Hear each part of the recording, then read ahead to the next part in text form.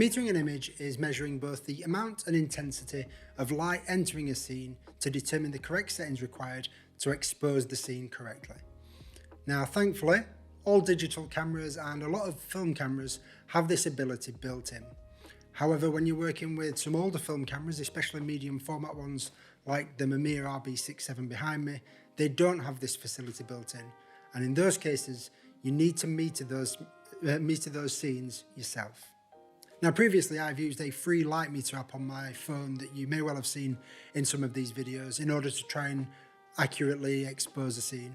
Or in some cases I've actually even used my digital camera to try and reverse engineer the settings, working with that and then going back to the film camera. However, as with all things, at a certain point you do just want a little bit more. Now, those are still both two great methods, especially for people just starting out. But I had noticed in the past that sometimes I've over or underexposed an entire roll when relying on either the digital camera or the light meter app. And I just wanted something that was going to make sure that I had consistently well exposed rolls of film, especially with how expensive film is getting. Now, there are two things that actually finally made my mind up for me. The first one of those is, if you saw my most recent video shooting Kodak Gold, you'll have seen that I metered those images using Sam's light meter.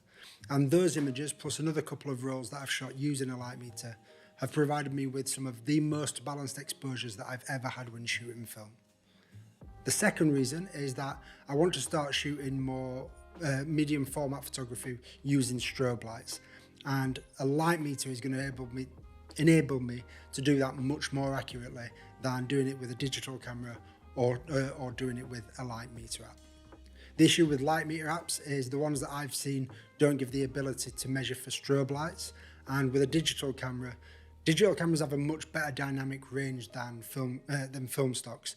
Whereas certain film stocks, whether it's negative or positive, will have more latitude in either the highlights or the shadows, digital cameras have a much better dynamic range throughout the entire tonal range. And so what is a perfect exposure on a digital camera isn't necessarily going to be a perfect exposure on a film camera.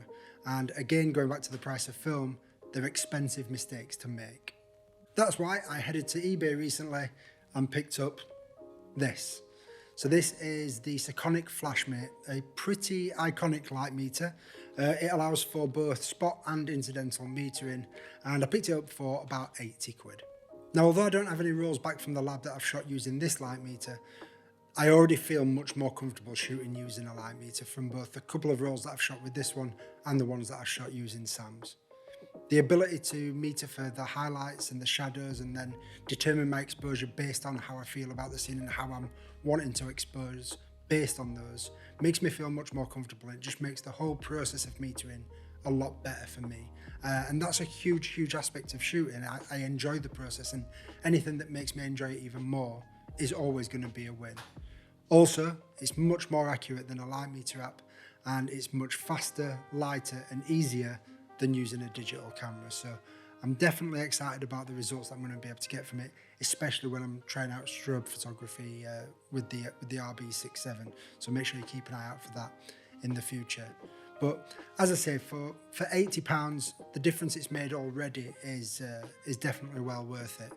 I am glad that I didn't start out by just going straight to a light meter. I think that I did learn more by using the light meter app, using a digital camera, and a combination of the three is just going to help me understand light and how it works much better moving forward. However, if you have been using a light meter or a digital camera and you are just looking for something that's that little bit more accurate, that little bit easier, that little bit that might make the process of shooting better for you, then I would definitely recommend going out and getting a light meter. Doesn't have to be this one, any light meter will do, and there are literally thousands of videos online about how to meter using a light meter and just how to meter in general. That is far too specialist for me. I'm still far too early in the journey to be telling people how to meter when I'm still working it out myself, but all of the fun is in the journey, as they say. So definitely recommend it, and I look forward to sharing more rolls, hopefully with more balanced exposures for you. Other than that, thank you guys so much for watching, and as always, I'll see you in the next video.